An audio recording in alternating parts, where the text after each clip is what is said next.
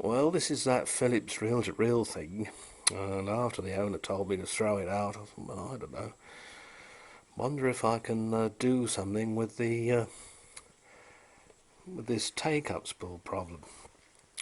Well, it's a bit cheeky, but what I did was to use some felt padding in there. I cut a circular piece of felt. I had to stamp it out to do it. No good trying to do it with scissors. You punch it out with a circular tool.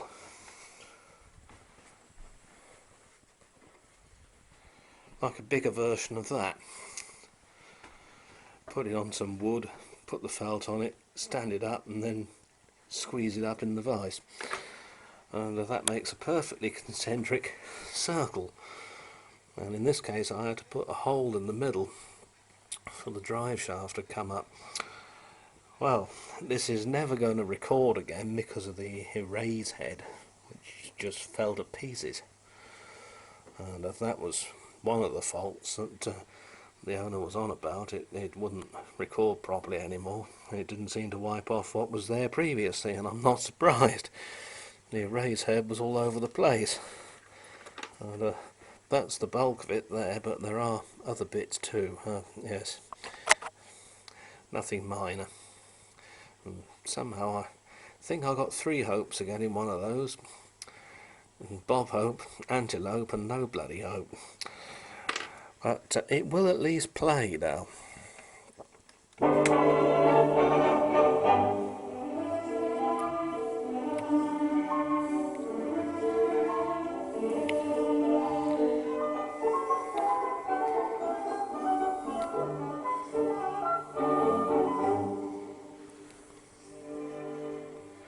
I suspect that this main drive belt is a bit slack.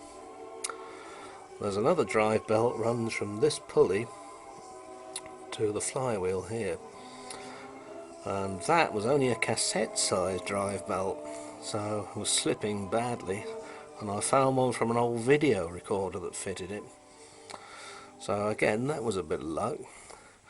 This is a mains only unit. It's got 4 different voltages on it, and just visible down there is the big old shaded pole motor that's powering the whole thing.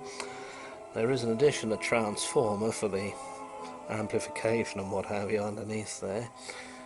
This is a 4-track machine with usual arrangement, but you can also switch it over to parallel so that it plays back the 2 tracks in one go. And if you had a stereo amp, you could play back a stereo tape using this as a sort of hi-fi separate.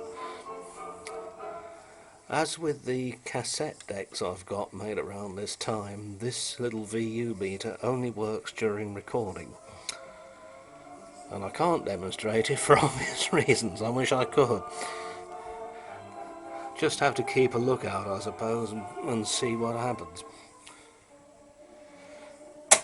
But at least it does work again, and it fast forwards quite happily now, and the rewind appears to work again too, and that was pretty hopeless before. So all in all, I've had to do a bit of a bodge job on the thing, I know, but it is more or less working. They never did like rewinding near the end of a tape, did they, these things? And this one's no exception. Come along. I know you're getting old and geriatric, but